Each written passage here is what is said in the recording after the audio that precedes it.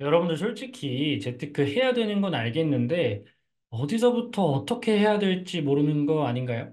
그래서 오늘은 제가 어디서부터 어떻게 해야 될지를 딱 5가지로 나눠서 설명드리도록 하겠습니다.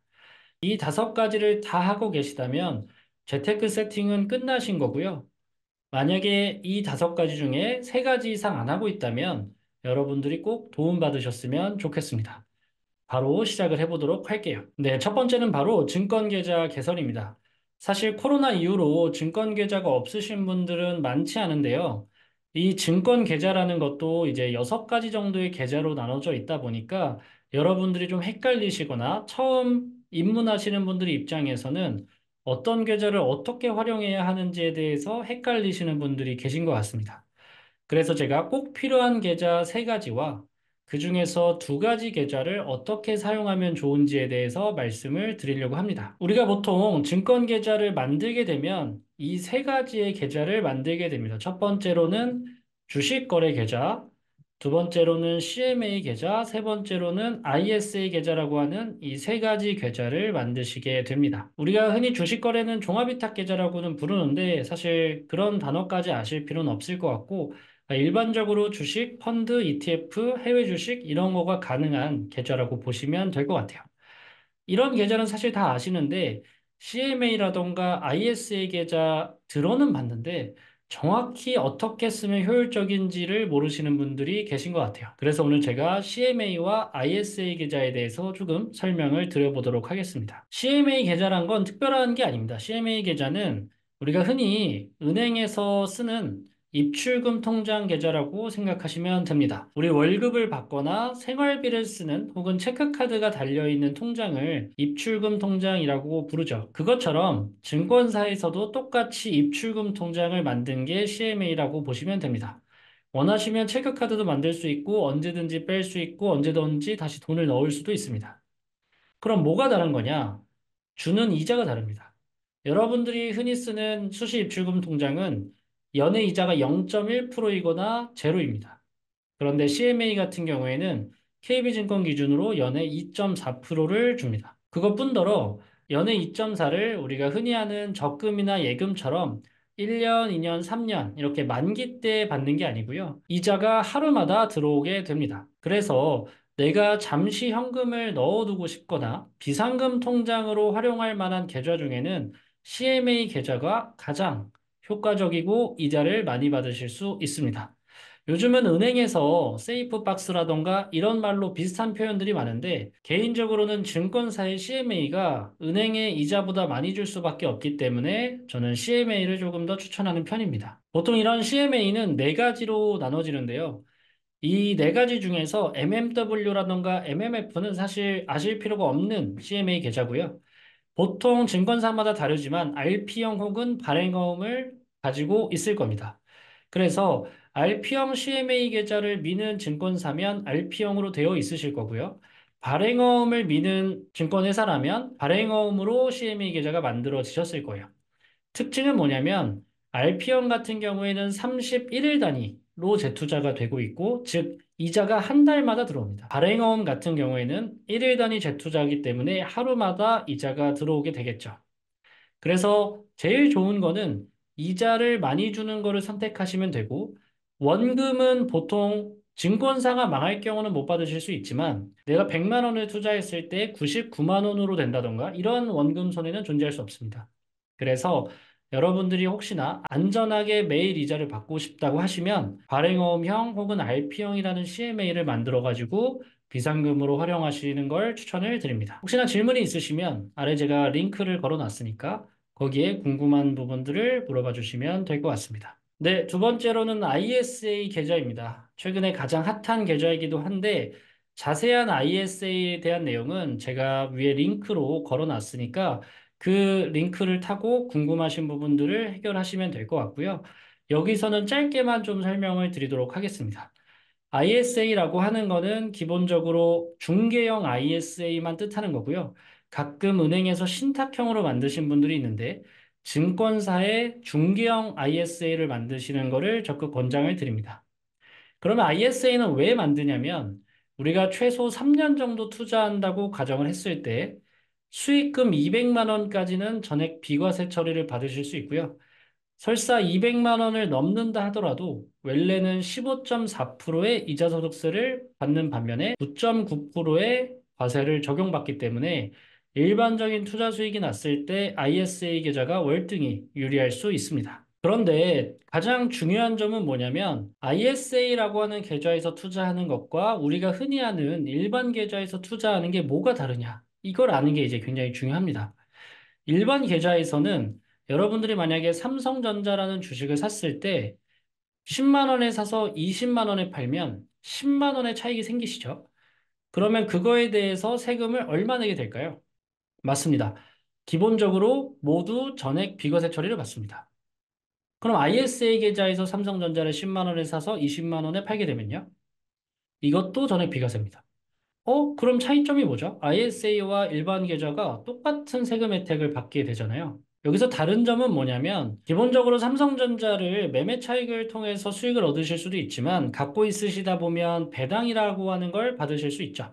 배당을 받게 되시면, 거기서 자연스럽게 배당소득세 15.4%를 내게 되시는데, 이 ISA 계좌에서는 배당소득세까지도 200만 원까지는 비과세 처리를 받으실 수가 있습니다. 그래서 가장 중요한 포인트는 이 ISA 계좌를 통해서 배당소득세로 분류되는 투자를 하시면 가장 큰 절세 효과를 보실 수가 있게 되겠죠. 최근에 이제 문제가 됐던 게 ISA 계좌에서도 배당소득세를 내게 하겠다라는 정부의 지침 때문인데 아직까지는 크레딧이라는 형태로 여러분들이 세금을 안 낼 수 있게 지원을 해준다고 하니까 가급적 여러분들이 3년 정도 투자하실 거라면 특히 배당 수익을 얻는 거라면 이 ISA 계좌를 적극적으로 활용하시길 바랍니다. 혹시나 ISA 계좌는 만들어 놓으셨는데 ISA 계좌에 어떤 걸 사야 될지 모르겠다고 생각하시는 분들은 최근에 미국 장기채나 단기채 모두가 좋기 때문에 채권 위주의 포트폴리오를 담게 되면 배당도 나오게 되는데 그 배당에 대한 부분을 다 비과세 처리 받으실 수 있기 때문에 이런 채권형 ETF들을 적극적으로 활용해 보시기를 바랍니다. 네, 세 번째로는 우리가 모두 기본적으로 필요한 연금에 대한 얘기를 하려고 합니다. 첫 번째로는 국민연금, 두 번째로는 퇴직연금, 세 번째로는 개인연금인데요. 국민연금, 퇴직연금은 사실 국가와 회사에서 자동으로 하고 계실 거고요. 보통 이제 개인연금을 얘기를 하는데, 개인연금은 총 두 가지로 나눠집니다. 세액공제를 받는 연금과 비과세, 즉 세금을 내지 않는 연금, 이 두 가지로 나눠지게 되는데, 각각의 사정과 사람마다의 조금 차이점이 있습니다. 그래서 사실 둘 다 좋은 부분들이 많기 때문에 내 개인의 성향에 맞춰서 상황에 맞춰서 연금을 골라주시면 좋을 것 같아요. 두 가지에 대해서 간략하게만 좀 알아보도록 하겠습니다. 세액공제를 해주는 연금저축 같은 경우에는 1년에 600만 원까지 월로 치면 약 50만 원 정도까지 납입을 했을 때 13.2% 혹은 16.5%까지 세액공제가 가능하십니다. 그러니까 내가 총 600만 원을 낸다고 전제했을 때 13.2%를 공제받으신다고 가정한다면 1년에 최대 79만 2천 원 정도를 공제받으실 수가 있습니다. 그래서 혹시 세액공제가 많이 필요하신 분들 같은 경우에는 연금저축계좌를 적극적으로 활용하시는 게 좋은데 사실 대부분의 직장인분들은 이 오차 자체, 내가 토해내거나 돌려받는 금액 자체가 연에 20만 원, 30만 원을 넘어가는 케이스가 그렇게 많지는 않습니다. 그래서 만약에 세액공제가 필요해서 연금을 드시는 분들 같은 경우에는 네이버에 고향사랑 기부제라고 검색을 하시면 10만 원까지는 10만 원을 기부하시면 10만 원 전액 세액공제가 되고요. 플러스 3만 원의 답례품까지 제공이 됩니다. 그래서 똑같은 10만 원을 넣었을 때 연금저축은 13.2% 혹은 16.5%만 세액공제 받을 수 있는 반면에 고향사랑 기부제는 10만 원까지는 100%, 사실상 3만 원까지 가정하면 130%의 공제를 받으실 수 있기 때문에 연말정산 토해내시는 금액이 크지 않으신 분들이라면 저는 고향사랑 기부제를 먼저 해보시고 연금저축의 세액공제를 받으시는 것을 좀 권장을 드립니다. 왜 그러냐면 여러분들이 기본적으로 세액공제를 받은 모든 금액과 혹은 그 원금으로 인한 수익 같은 경우에는 연금소득세라고 하는 걸 부과하셔야 됩니다. 연금소득세는 현재 5.5%라고 흔히 널리 알려져 있는데요. 사실상 입원을 보시게 되면 연간 연금소득 금액이 1,500만 원을 초과하는 경우 종합과세 또는 분리과세 16.5%를 선택할 수 있습니다. 이렇게 나와 있습니다. 무슨 말이냐면 여러분들이 퇴직금으로 받는 금액과 이 연금저축으로 하고 있는 금액을 합쳤을 때 월에 100만 원을 좀 넘는 금액, 연 1,500을 초과해서 연금을 받으실 경우에는 최소 16.5%의 세금을 내시게 됩니다. 그런데 우리 사실 그때 가서 은퇴하고 나서 개인연금이 월에 100만 원 좀 넘는 금액이 안 나온다는 거는 그 나름대로의 문제가 있습니다. 그래서 사실상 대부분의 분들은 연에 16.5%의 세금을 내시게 될 텐데 문제는 뭐냐면 이게 현행세법이라는 겁니다. 지금의 세법이고요. 4번을 보시면 위 세제 관련된 사항은 관련 세법 개정 등에 따라 변경될 수 있다고 미리 고지를 해놨습니다. 즉 현재 16.5% 혹은 5.5%라고 생각했던 세금이 여러분들이 은퇴하는 시점에는 유럽처럼 40% 정도, 미국처럼 46%, 48% 정도의 세금을 낼 수 있을 수도 있습니다. 그래서 우리나라 같은 경우에는 현재 2025년에도 3년 연속 세금이 펑크가 나는 나라입니다. 그래서 여러분들이 세금에 대한 부분은 미리미리 조금 염두에 두시면서 연금저축을 하시면 조금 더 도움이 되실 것 같습니다. 네, 연금 두 번째로는 비과세 처리받는 연금이 있습니다. 우리가 흔히 아는 저축성 보험 혹은 연금보험이라고 표현을 하는데요. 5년 이상의 계약이거나 금액이 150만 원이 넘지 않는다면 납입하신 원금과 납입하신 원금에 대한 모든 이자가 비과세 처리를 받으실 수 있습니다.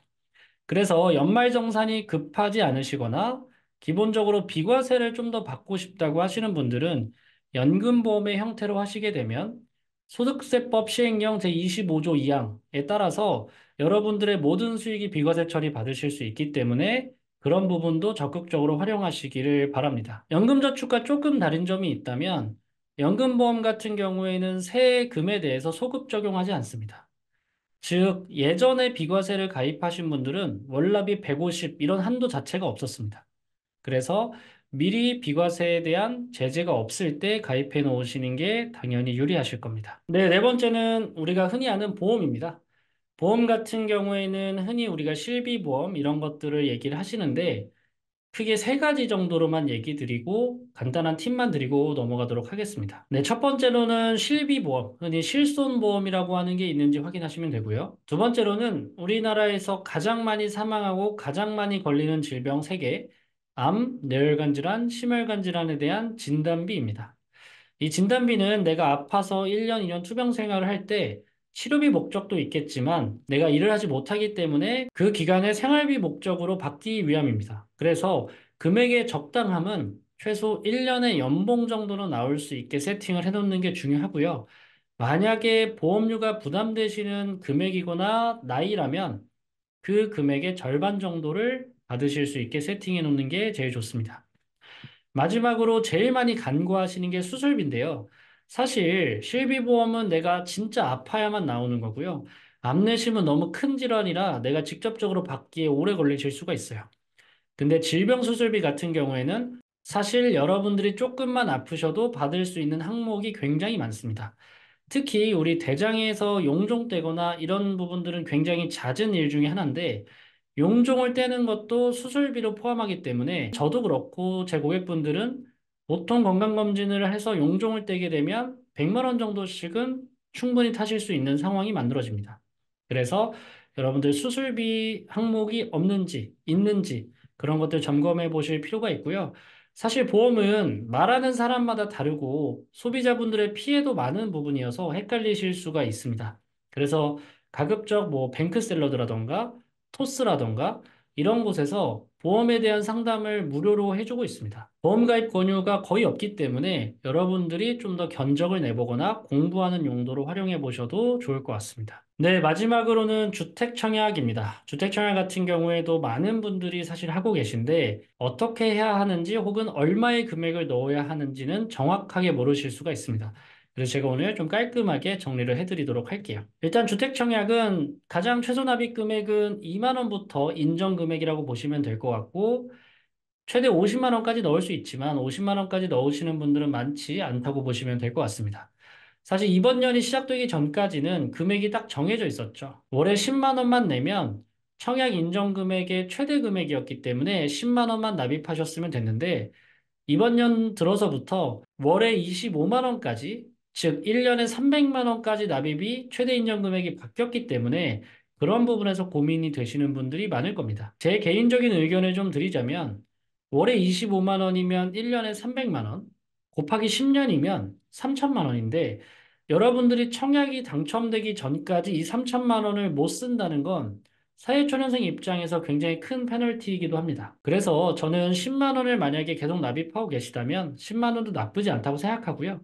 제일 좋은 건 그냥 2만 원씩 매달 꼬박꼬박 납입하시는 게 가장 좋습니다. 가끔 이제 물어보시는 부분 중에 하나가 나는 600만 원, 그러니까 보통 인정금액 600만 원 정도를 넘었는데 더 납입해야 되네요 라고 말씀하시는 분이 있는데 우리가 흔히 공공주택이나 민간주택에 따라서 청약에 대한 조건이 좀 달라집니다. 그래서 저는 납입 회차가 중요한 부분도 있기 때문에 그냥 매월 2만 원씩 꾸준하게 납부하시는 것도 나쁜 건 아니라고 생각을 합니다. 청약은 보통 두 가지로 나눠져 있죠. 추첨제와 가점제로 나눠져 있는데, 가점제 같은 경우에는 사실상 굉장히 받기가 어렵죠. 점수가 높게 나오셔야 되는데, 최대 만점 84점 중에 최소 60에서 70점 이상 나오셔야 됩니다. 그러면 여러분들 부양가족 수가 최소 4명은 있으셔야 돼요. 쉽지 않은 일이라고 개인적으로 생각을 합니다. 그래서 여러분들 공공 분양이나 아니면 추첨제에서 진행하는 청약들 혹은 무순위 청약들을 적극적으로 활용하시고 납입 금액은 다시 한번 2만 원 정도만 꾸준하게 내셔도 충분하다라는 말씀을 드립니다. 네, 그래서 오늘은 재테크를 처음 시작하시는 분들이 꼭 미리 세팅해놔야 할 5가지에 대해서 말씀을 드렸습니다. 첫 번째로는 CMA, 두 번째로는 ISA 계좌, 세 번째로는 연금, 네 번째로는 보험, 다섯 번째로는 주택청약. 이렇게 5가지를 말씀을 드렸고요. 이 5가지에 대해서 혹은 투자나 재테크에 대해서 궁금하신 분들이 있다면 제가 아래에 링크를 달아놨으니까 필요하신 분들은 한번 읽어보시길 바랍니다. 도움이 되셨다면 구독과 좋아요 부탁드리겠습니다. 감사합니다.